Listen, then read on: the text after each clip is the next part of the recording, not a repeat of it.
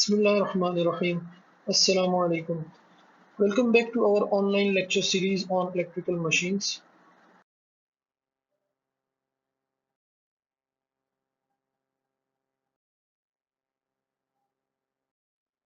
So in our previous lecture, we discussed the operation of AC generator working alone. Now in this lecture, we shall be studying the operation of AC generators when they are working in parallel. Now this case actually can be divided into two subcategories. With the first case of parallel operation that actually deals with large power systems.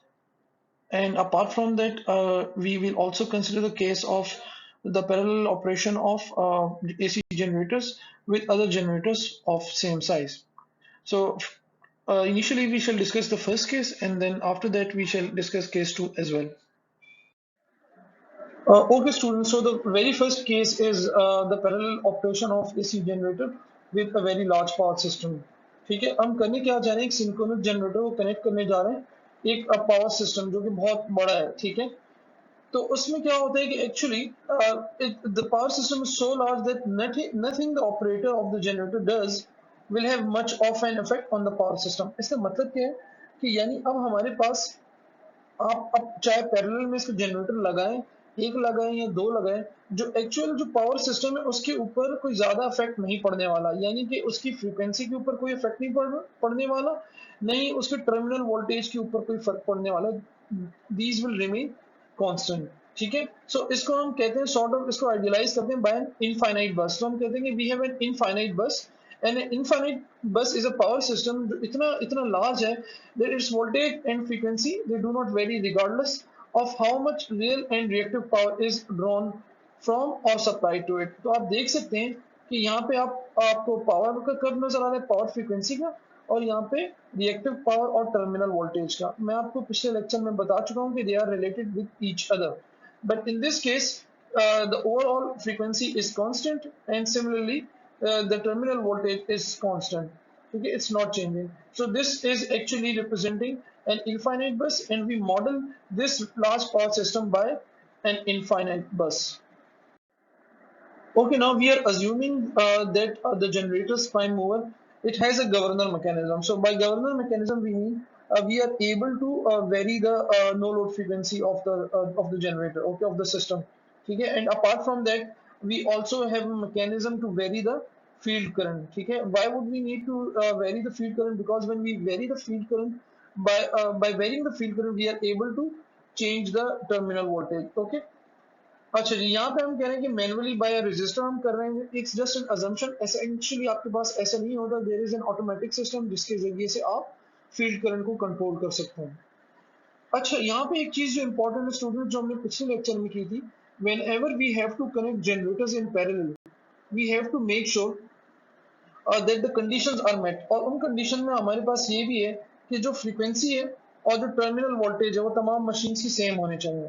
ठीक है, क्योंकि आपने इनके जो output है उनको आपने tie up किया हुआ है आपस में, you have Tide them together. ठीक है, वाया सम कंडक्टर्स. ओके, अब हमारे पास होता क्या है, जो कर्व होता है, the curve between frequency and power. ठीक है, पावर से मुराद रियल पावर की हम बात कर रहे हैं. This curve is actually called the house diagram. इसको हम हाउस डायग्राम भी कहते हैं, जो आपको यहाँ रिप्रेजेंट किया हुआ है. ठीक है, अब चूंकि आपके पास हम पीछे बता चुके हैं कि फ्रीक्वेंसी और टर्मिनल वोल्टेज सेम होनी चाहिए तमाम मशीन्स की, तो इसी वजह से हम जितने भी जनरेटर्स हैं उन सबको हम एक ही फिगर के ऊपर दिखा सकते हैं using a common vertical axis. तो ये जो फिगर आपको यहाँ नजर आ रही है इसको हम हाउस डायग्राम भी कहते हैं. ठीक है, तो यहाँ पर फॉर इंस्टेंस आपको दिखाया हुआ है कि यू हैव इनफाइनाइट बस और आपके पास एक जनरेटर है जो आपने कनेक्ट किया हुआ है. इसको हम अभी आगे चल के मजीद डिस्कस करने जा रहे हैं. सो आप यहाँ देख सकते हैं कि अगर मैं इस फ्रीक्वेंसी के ऊपर ऑपरेट कर रहा हूँ, तो फॉर इंस्टेंस मैं जो पावर ले रहा हूँ अपनी इनफाइनाइट बस से, it is this power you will required from the infinite bus, or generator जो provide कर it is this. So the overall sum is actually the sum of the two powers. So power infinite plus power generator. Okay, now let's assume that our generator that has been parallel with the infinite bus, it has a no load frequency F and L, ठीक है, which is slightly higher than that of the system. ये चीज आपको यहाँ पे भी नजर आ रही होगी. ठीक है, if you see जो सिस्टम की है वो मेरे पास दिस हॉरिजॉन्टल लाइन है, जबकि अगर आप गौर करें तो जो आपके पास जो जनरेटर है उसकी नो लोड फ्रीक्वेंसी थोड़ी सी ज्यादा है, ठीक है, थोड़ी सी ज्यादा, जो अगर मैं इसको यहाँ दिखा सकूं स्टार्टिंग फ्रीक्वेंसी है। ये हमारे पास कंडीशन होती है जो हमने लास्ट टाइम भी की थी कि इनिशियली हम फ्रीक्वेंसी को थोड़ी ज्यादा रखते हैं, ठीक है, जो जो हमें जनरेटर को कनेक्ट करना होता है in parallel. Okay, so initially हमारे पास क्या होगा कि this generator will be supplying some power, ठीक है, रियल पावर प्रोवाइड कर रहा होगा और लिटिल और नो रिएक्टिव पावर, बहुत कम रिएक्टिव पावर प्रोवाइड कर रहा होगा। लेकिन अगर हम जब पैरेलल कर रहा हूं, अगर हमारे पास फ्रीक्वेंसी जनरेटर की अब सिस्टम की फ्रीक्वेंसी से कम हो तो उसमें क्या होगा, इनिशियली हमारे पास जो जनरेटर जो पावर सप्लाई कर रहा होगा वो हमारे पास that power will actually be negative. आप देखिए इस पॉइंट के ऊपर अगर आप देखें, क्योंकि frequency of the generator is slightly lower than that of the system frequency और ऑफ द इनफाइनाइट बस, ठीक है, जो कि सिस्टम को रिप्रेजेंट कर रहा है। तो अब आपके पास क्या हो रहा है कि इनिशियली जो आपके पास जनरेटेड पावर है इट इज एक्चुअली नेगेटिव, ठीक है, और इट मींस कि your power is actually being consumed इस पॉइंट के ऊपर, ठीक है। एंड व्हेन वी से कि power is being consumed, that means actually the our generator is actually running in motor mode, ठीक है। सो ये एक्चुअली हम कभी भी अपने पावर सिस्टम में नहीं होने देते। अगर ऐसा कोई सिनेरियो आ जाता है हमारे पास तो we have automatic system which simply disconnects this generator from the infinite bus, ठीक है। तो वी हैव टू मेक श्योर कि अगर ऐसा केस आ रहा है तो it gets disconnected from the system. Okay students, now let's suppose the generator has been connected in parallel, ठीक है। और अब हम करने क्या जा रहे हैं कि हम गवर्नर सेट पॉइंट को इंक्रीज कर रहे हैं।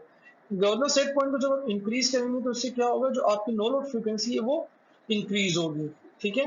तो देखिए क्या होता है, देखिए यहाँ पे आप, so this is initially when you are, ठीक है, तो आपके पास पावर जनरेटेड व्हेन ये आ रही है, ठीक है।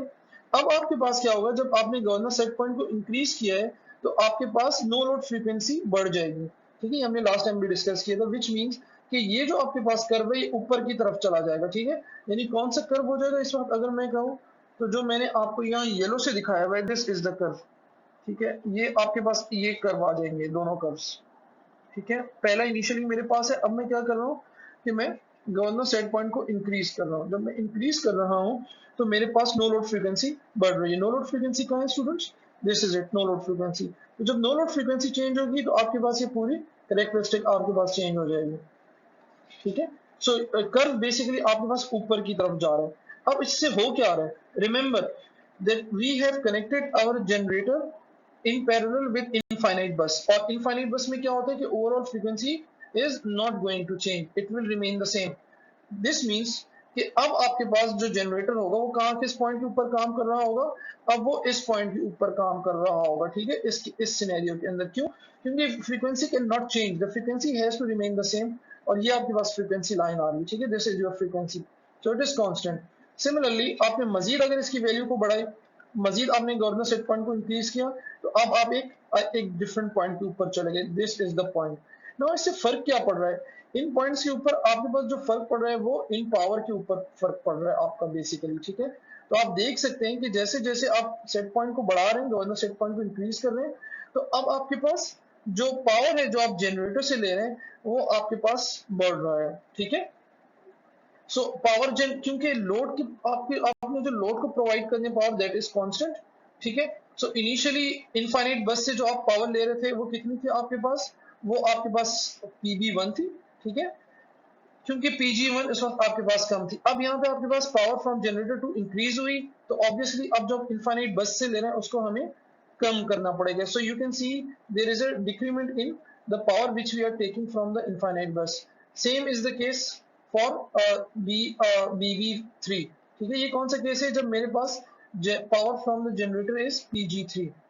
So you see that if the power you are drawing from the generator is increasing, then obviously जो infinite bus से हम कम power ले रहे होंगे, क्योंकि जो मुझे load को power provide करनी है that load is constant, so it is the sum of power from the bus and power from the generator. So this is how you control the power, ठीक है, और how you adjust the power। साथ साथ यहाँ पे एक चीज है, अगर आप कर्व को देखें, this is the phasor diagram, ठीक है। सो ये आपके पास टर्मिनल वोल्टेज है V5 और ये आपका इंटरनली जनरेटेड वोल्टेज है EA। अब हो क्या रहा है कि जैसे जैसे आपके पास पावर इंक्रीज हो रही है, ठीक है, सो पावर के फॉर्मूले में अगर आप जाके देखेंगे तो power is directly proportional with the perpendicular component, this perpendicular component, ठीक है, जो कि होता है EA साइन डेल्टा। ठीक है, मैं किस कंपोनेंट की बात कर रहा हूँ students? I am talking about this component, ठीक है, ये जो मेरे पास वर्टिकल कंपोनेंट है। So this is nothing but EA sine delta, where delta is my torque angle. Previous lectures में आप जाके देखेंगे तो आपको ये चीज क्लियर हो जाएगी। अब हो क्या रहा है, जैसे जैसे पावर जनरेटर से जो मैं ड्रॉ करूँ वो बढ़ रही है, तो मेरे पास EA साइन डेल्टा की वैल्यू बढ़ रही है। So this EA sine delta is increasing, whereas EA is actually constant. Why is EA constant? क्योंकि E is dependent on a field current and the speed at which the rotor is rotating. E is equal to K phi omega. So आपके पास EA is constant, this component is increasing. Overall EA remains constant. ठीक है। अच्छा, अब इसके बाद अगर जो आप पावर जितना आप जनरेटर से ले रहे हैं, अगर आप इसको बढ़ाते जा रहे हैं, if it exceeds the power that is consumed by the load, उस केस में क्या होगा, जो एक्स्ट्रा पावर है it will be flown back into the infinite bus. Okay, now after the real power of the generator has been adjusted, तो पीछे हमने curve में फेजर डायग्राम में देखा था कि generator is actually operating at a leading power factor, which means leading power factor का मतलब क्या होता है कि Q is actually supplying negative reactive power. Q is negative, ठीक है, कंज्यूम कर रहा है रिएक्टिव पावर। तो अब हमें ऐसा क्या करना चाहिए कि कंज्यूम करने की बजाय एक्चुअली रिएक्टिव पावर को सप्लाई करना शुरू कर दे। देखिए, जो रियल पावर है, जो P है, उसको हमने देख लिया कैसे एडजस्ट करना है, ठीक है, वो हम पीछे देख चुके हैं कि हम अपने गवर्नर सेट पॉइंट को चेंज करेंगे, अकॉर्डिंगली मेरे पास एडजस्टेड पावर एडजस्टमेंट हो सकती है। अब हम बात करें कि रिएक्टिव पावर को हमने कैसे कंट्रोल करना है। उसका इंतहाई आसान तरीका ये है कि हमें अब अपने फील्ड करंट को एडजस्ट करना पड़ेगा। तो if you adjust your field current, ठीक है, तो उसके बाद आप अपनी रिएक्टिव पावर को जो कंजम्पशन है उसको आप मैनेज कर सकते हैं, उसको आप एडजस्ट कर सकते हैं। सो अभी जो हमारे पास रिएक्टिव पावर नेगेटिव में थी, आप उस रिएक्टिव को पावर को पॉजिटिव में कर सकते हैं। So this was all about when a generator is connected in parallel with an infinite system. So let's summarize what we discussed. So we said that the frequency and the terminal voltage of the generator are controlled by the system to which it is connected. It means क्योंकि infinite bus है हमारे पास, एक बहुत बड़े power system है जो जिस generator को पैरेलल में करने जा रहे हैं, it is not going to affect the frequency and terminal voltage of the system, ठीक है। सो हम कंट्रोल क्या कर सकते हैं, वो है हमारे पास रियल पावर और रिएक्टिव पावर। और रियल पावर को कंट्रोल करने या उसको एडजस्ट करने के लिए हम कैसे करते हैं, by using the governor set point, ठीक है। वेयर एज जो रिएक्टिव पावर है उसको हम कैसे एडजस्ट करते हैं, वाया द फील्ड करंट, ठीक है। सो after this we are done with parallel operation for large power system. Now we shall be considering the case when a generator is connected with other generators of the same size. Let's do that in our next slide. So students, in our previous lecture we discussed the operation of a generator when it is working alone. There we saw कि जो मेरे पास P and Q है जो कि generator ने supply करने हैं, ठीक है, वो फिक्स है। P क्या है, real power, Q is my reactive power, that was fixed, ठीक है, and it was equal to the power which has been demanded by the load, so it is actually driven by the load, ठीक है। तो generator वही provide करेगा जो load ने मांगी है, क्योंकि एक ही जनरेटर है। वेयर जो मेरे पास फ्रीक्वेंसी है और जो टर्मिनल वोल्टेज उसको मैं वेरी कर सकता हूँ। फ्रीक्वेंसी को मैं वेरी कर सकता हूँ by varying the governor set point, और टर्मिनल वोल्टेज को मैं वेरी कर सकता हूँ by changing the field current. अच्छा, अभी हमने पिछले स्लाइड्स में हमने देखा पैरेलल ऑपरेशन विद इनफाइनाइट बस। वहां पे हमने देखा था कि जो फ्रीक्वेंसी और टर्मिनल वोल्टेज है that is constant, you can not change the frequency and terminal voltage. Why? Because of the constraints offered by the infinite bus, ठीक है। जबकि मेरे पास जो रियल पावर और रिएक्टिव पावर है यानी कि P और Q, उसको मैं वेरी कर सकता हूँ। P can be varied bye changing the governor set point and Q can be varied bye changing the field current. अब हम जब पैरेलल ऑपरेशन की बात करते हैं generators of the same size, तो क्या होता है, ठीक है। इस केस में हमारे पास जो आपको यहाँ दिखाया हुआ है दो जनरेटर्स हैं। यहाँ पे आपके पास जो बेसिक कंस्ट्रेंट है वो ये है कि जो टोटल रियल पावर है जो लोड को रिक्वायर्ड है, that has to be provided by the sum of these two generators real power, यानी Pg1 plus Pg2 will be equal to the power real power demanded by the load, ठीक है। Similarly same is the case for reactive power, so Qg1 plus Qg2 will be equal to QL, यानी load की जो reactive power जो इसकी demand है वो कौन मीट करने वाला है, वो इन दोनों का, ये दोनों जनरेटर्स मिलकर उसे मीट कर रहे होंगे, ठीक है स्टूडेंट्स।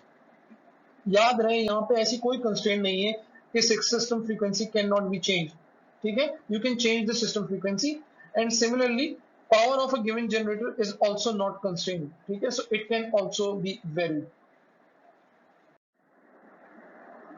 ओके स्टूडेंट्स, सो अब इस केस में हम देख रहे हैं कि हमने जनरेटर 2 को पैरेलल कर दिया है विद द सिस्टम, ठीक है। तो इनिशियली हमारे पास 60 हर्ट्ज के ऊपर ऑपरेट कर रहे हैं, ठीक है। सो हम थोड़ी सी नो लोड फ्रीक्वेंसी जो अपनी जनरेटर की जिसको कनेक्ट करते हैं वो थोड़ी सी हाई होती है, हमेशा हमारे पास कंडीशन होती है, and after some point the generator is also operating at the frequency, ठीक है, at the same frequency as generator 1। So let suppose let this frequency be 60 hertz. तो इस वक्त आप देख सकते हैं कि आपके पास हम पावर आइडेंटिफाई कर सकते हैं, ठीक है। So this total power, which is the power to be supplied to the load, this is has to be the sum of the two generator. So generator 1 इस केस में हमारे पास Pg1 प्रोवाइड कर रहा है, जबकि generator 2 मुझे provide कर रहा है Pg2, ठीक है। So P total is my P load and is equal to the sum of the two generators. ये वही चीज है जो हमने पीछे डिस्कस की थी। अब हम क्या करने जा रहे हैं, अब now what we do is we are increasing the set point, governor set point of generator G2, यानी इस ये जो मेरे पास जनरेटर है इसके सेट पॉइंट को मैं इंक्रीज करने जा रहा हूँ। If I increase the set point, what is gonna happen कि इसकी फ्रीक्वेंसी बढ़ जाएगी, ठीक है, नो लोड फ्रीक्वेंसी बढ़ जाएगी। और नो लोड फ्रीक्वेंसी बढ़ने का मतलब क्या है कि हम यहाँ से फ्रीक्वेंसी को बढ़ा रहे हैं, ठीक है, ये ऊपर की तरफ शिफ्ट करेगा, जो कि आपको यहाँ पे दिखाया हुआ है, ठीक है। You can see this is the case, sorry, I hope you can see that. So frequency आपके पास बढ़ गई है क्योंकि आपने सेट पॉइंट को इंक्रीज किया है। सो अब क्या हुआ है मेरे पास यहाँ पे फ्रीक्वेंसी, जब मैंने इसकी फ्रीक्वेंसी इंक्रीज की तो अब मेरे पास क्या हुआ है कि जो मेरे पास सिस्टम की फ्रीक्वेंसी है वो भी चेंज हो गई। अब मैं F1 के ऊपर ऑपरेट नहीं कर रहा हूँ बल्कि अब मैं F2 के ऊपर ऑपरेट करने जा रहा हूँ, ठीक है। यहाँ पे कोई ऐसी कंस्ट्रेंट नहीं है कि फ्रीक्वेंसी इज फिक्स्ड। सो अगर आपने एक जनरेटर की फ्रीक्वेंसी बढ़ाई है, ठीक है, तो इसका मतलब ये है कि अब सिस्टम की फ्रीक्वेंसी भी बढ़ेगी। So if you vary the frequency of one of the generator, the overall frequency of the system is going to vary. यहाँ पे चूंकि हमने जनरेटर 2 की फ्रीक्वेंसी को इंक्रीज किया था, therefore अब मेरे पास क्या हुआ है कि जो सिस्टम की फ्रीक्वेंसी है वो बढ़ गई है। पहले सिस्टम F1 के ऊपर था, अब F2 पे चला गया, ठीक है। तो अब मुझे क्या करना है, अब मुझे लोड शेयरिंग देखनी है कि लोड शेयरिंग कैसे हो रही है। पहले मेरे पास जो जनरेटर 1 था, जो जनरेटर था, generator 1 was providing me this power Pg1 और जनरेटर 2 से बहुत कम पावर में ड्रॉ कर रहा था Pg2, ठीक है। अब चूंकि मेरे पास फ्रीक्वेंसी चेंज हो गई है तो अब मेरे पास पावर भी चेंज हो जाएगी। अब generator 1 is providing less power Pg1 and generator 2 is now providing more power, ठीक है। Remember the overall sum has to be the same, which means Pg1 plus G2 Pg2 will be equal to Pg1 dash plus Pg2 dash, ठीक है, क्योंकि overall जो मेरे पास power है जो लोड को प्रोवाइड करनी है दैट इज कांस्टेंट, ठीक है। ये चीज आपको बताई हुई है कि यहाँ पे जो मैंने लिख के भी आपको बता दी है कि आपके पास पावर फ्रीक्वेंसी कर्व ऊपर की तरफ शिफ्ट हो गया। क्यों शिफ्ट हुआ है, क्योंकि पावर को हमें कांस्टेंट रखना है। So if we have to make that overall power constant, this has to shift upward, ठीक है। सो अब मेरे पास क्या हो गया कि ओवरऑल सिस्टम की frequency it has move from F1 to F2 and now at F2 again the overall the net power which is actually provided to the load is now again the same, ठीक है students. Okay जी, तो ये वही discussion है जो हमने पिछली slide में किया है, ठीक है। वी नो के overall power is actually the sum of the two generators Pg1 plus Pg2। अगर आपने किसी एक जनरेटर की फ्रीक्वेंसी बढ़ाई है तो आपके पास ऑब्वियसली जो ओवरऑल सिस्टम की फ्रीक्वेंसी है वो बढ़ेगी, ठीक है। So our summary is this कि if you increase in governor set point on one of them, यानी आपने किसी एक में भी अगर आपने किया तो क्या होगा, आपके पास सिस्टम की फ्रीक्वेंसी बढ़ेगी। नंबर वन, जो हमने देखा कि पहले मेरे पास सिस्टम की फ्रीक्वेंसी कितनी थी इनिशियल फ्रीक्वेंसी वाज f1, ठीक है, और अब मेरे पास क्या हो गया कि फ्रीक्वेंसी बढ़कर कहाँ चली गई है, f2 के ऊपर, ठीक है। What have I done, I have increase the governor set point, ठीक है, increase in governor set point, ये मैंने किया है अब यहाँ पे। Secondly, increase, it increases the power supplied by that generator, ठीक है, यानी जिसमें जिस जनरेटर का सेट पॉइंट आपने इंक्रीज किया है वो अब ज्यादा पावर सप्लाई करेगा, whereas reducing the power supplied by the other. हमने एग्जैक्टली यही चीज ऑब्जर्व की थी कि Pg2 अब Pg2 डैश की वैल्यू अब बढ़ चुकी है as compare to Pg2, whereas Pg1 dash की वैल्यू कम हो चुकी है, ठीक है, क्योंकि ओवरऑल नेट जो पावर है जो लोड में प्रोवाइड करनी है दैट इज कांस्टेंट। ये हमने रिलेशन देखा था between frequency and power, real power, exactly same relation है for terminal voltage and reactive power, ठीक है। सो यहाँ पे हमारे पास जब हम फील्ड करंट को वेरी करेंगे तो मेरे पास क्या होने वाला है, टर्मिनल वोल्टेज सिस्टम का वेरी हो जाएगा। सो यहाँ पे आपको दिखाया हुआ है कि if you increase the terminal voltage, initially VT1 था, it will move to VT2 for instance और a new terminal voltage.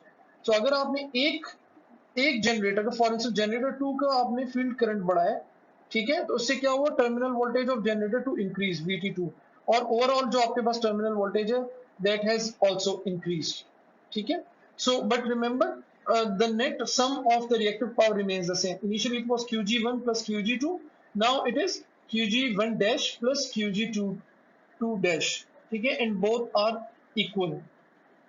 So summary क्या हो गई हमारे पास, if we increase the field current of any one of the generator, it's exactly the same, बिल्कुल उसी तरीके से आपके पास इफेक्ट आ रहा है कि system terminal voltage increases, we saw the system's terminal voltage increase overall, ठीक है, and also the reactive power supplied by that generator is increase. QG2 की आप देख सकते हैं वैल्यू बढ़ चुकी है, ठीक है, क्योंकि हमने जनरेटर 2 में इंक्रीज किया, ठीक है। अगर जनरेटर 1 में करते तो आपके पास जनरेटर 1 में ये चेंज आता, जिसमें आपने इंक्रीमेंट नहीं किया है उसकी रिएक्टिव पावर आपके पास अब कम हो जाएगी, so that the net reactive power remains the same.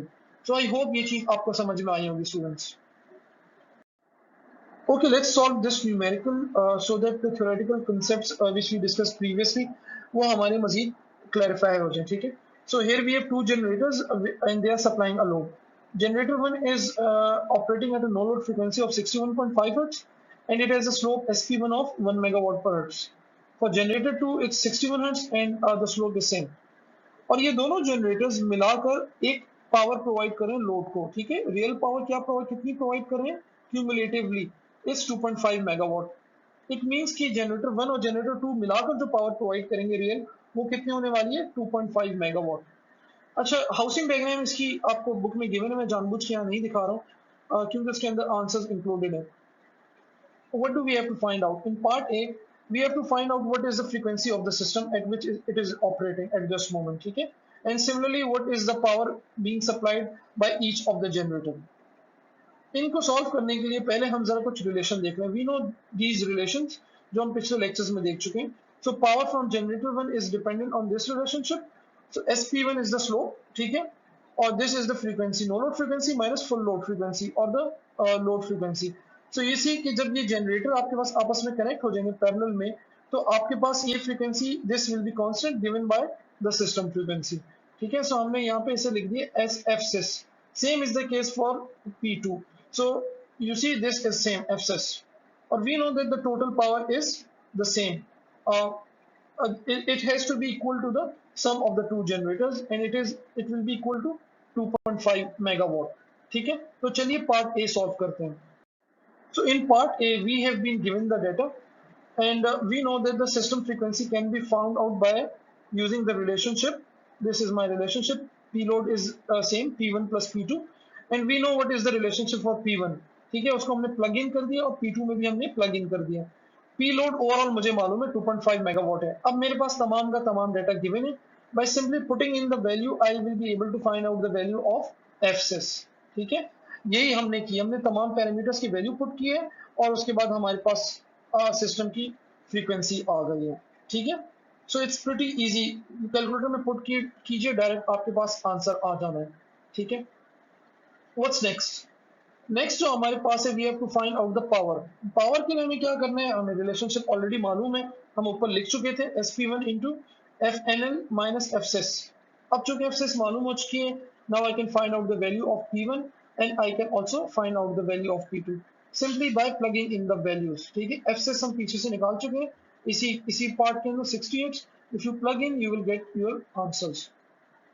Okay, part B भी इंतहाई आसान है, इनफैक्ट एग्जैक्टली बिल्कुल सेम हुई है। अब हमसे ये कहा गया है कि हमारे पास एक एडिशनल लोड आ गया 1 मेगावाट का।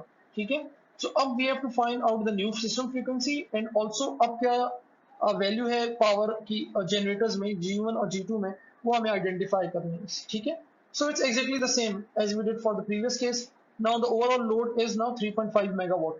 ठीक है, सो रिलेशनशिप हमें मालूम है, ये वही रिलेशनशिप है। We know the value of power load, we know the value of F no load of generator 1 and generator 2.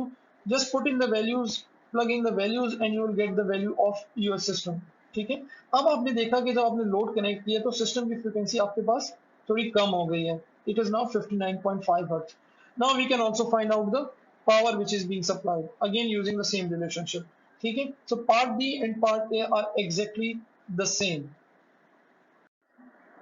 Okay, now in part C, it has been said with the system configuration described in part B, यानी कि जो हमने change किया था load 3.5 megawatt हो चुका है, what will be the system frequency and the generator powers be if the governor set point on G2 are increased by 0.5 hertz. ठीक है, यानी गवर्नर जो सेट पॉइंट था G2 का वो हमने इंक्रीज कर दिया 0.5 हर्ट्ज से। ठीक, अब कह रहे हैं कि न्यू सिस्टम फ्रीक्वेंसी क्या है और सिमिलरली हमें अब पावर भी आइडेंटिफाई करनी होगी। So we know this relationship, again we will be using the same relationship. हमें मालूम है लोड 3.5 मेगावाट है और FNL1 हमारे पास 61.5 है। चेंज क्या है, सिर्फ एफ नो लोड चेंज हुआ है, जो पहले 60 हर्ट्ज था now this is 61.5 hertz. Using this relationship we found out the value of our system frequency which comes out to be 59.75 hertz. ठीक है, और उसके बाद जो हमें पावर निकालनी है इट्स द सेम। ठीक है, क्योंकि अब पावर क्यों सेम होगी, can you see that power क्यों सेम है, क्योंकि अब मेरे पास जो दोनों जनरेटर्स हैं वो सेम नो लोड फ्रीक्वेंसी पे हैं। So 61.5 hertz or 61.5 hertz. Therefore, the two frequencies, sorry, the two powers will be the same. ठीक है, इसको हमने फॉर्मूला में पुट किए and we found this out to be 1.75 megawatt. So 1.7.5 megawatt को आप दोनों को ऐड कर लीजिए तो answer will be 3.5 megawatt. So with this we have solved this example. I hope ये आपको समझ में आ गया होगा स्टूडेंट्स।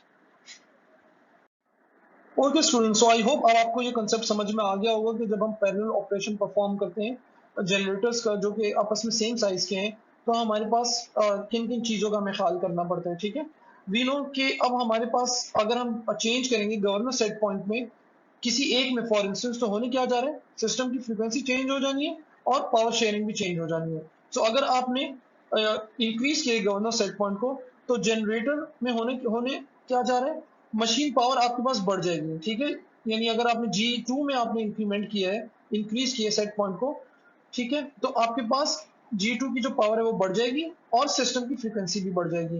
वाइस वर्सा अगर करेंगे, अगर आप डिक्रीज करेंगे तो आपके पास G2 की पावर डिक्रीज हो जाएगी और ओवरऑल सिस्टम की जो फ्रीक्वेंसी है वो भी डिक्रीज हो जाएगी। तो आप देख रहे हैं दोनों काम एक साथ हो रहे जा रहे हैं।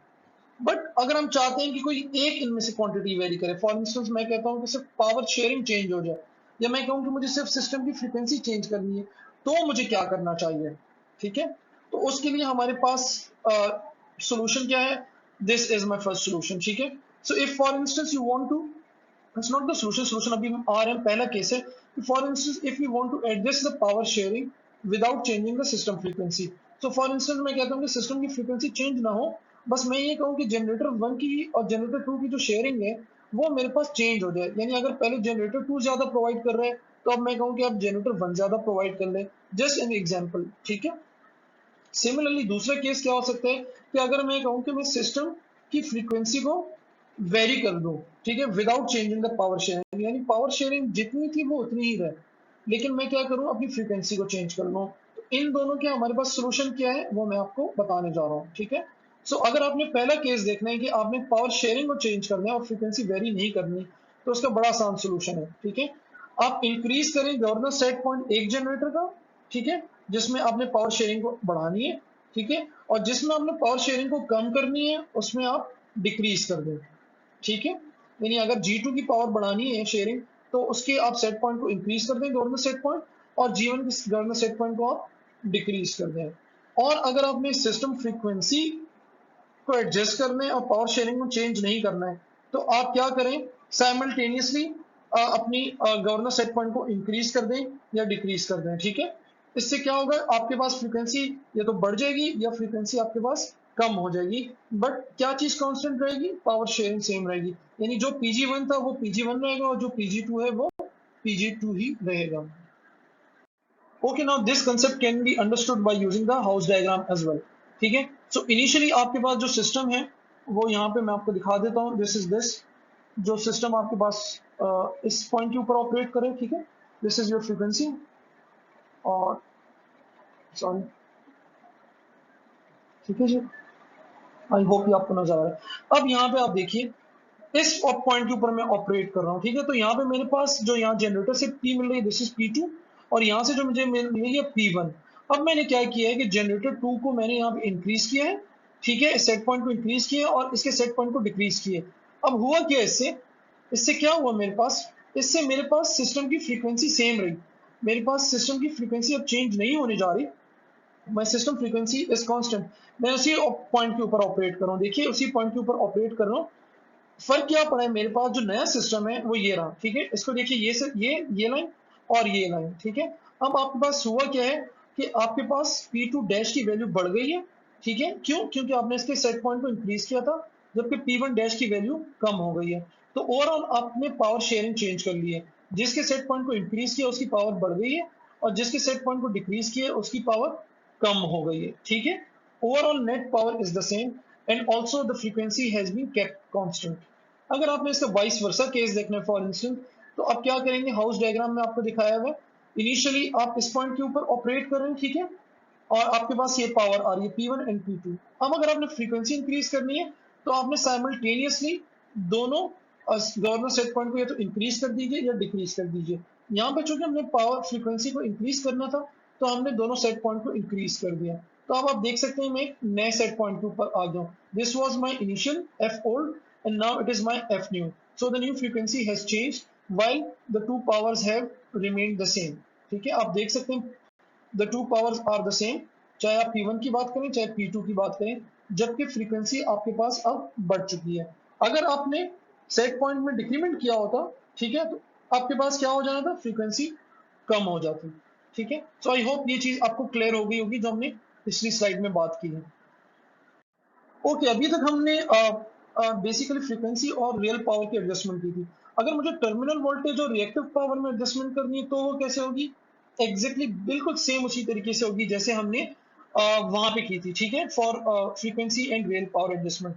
अब मुझे क्या करना है, मुझे एडजस्ट करनी है रिएक्टिव पावर शेयरिंग को without changing the terminal voltage. Terminal voltage को मुझे चेंज नहीं करना है, तो उसके लिए मुझे क्या करना है, जिसमें आपने जिसकी पावर शेयरिंग बढ़ानी है रिएक्टिव पावर की, उसकी आप क्या करें, फील्ड करंट को बढ़ा दीजिए, जिसकी कम करनी है उसकी फील्ड करंट को आप डिक्रीज कर दीजिए। यही चीज आपको पावर हाउस डायग्राम में भी दिखाई है।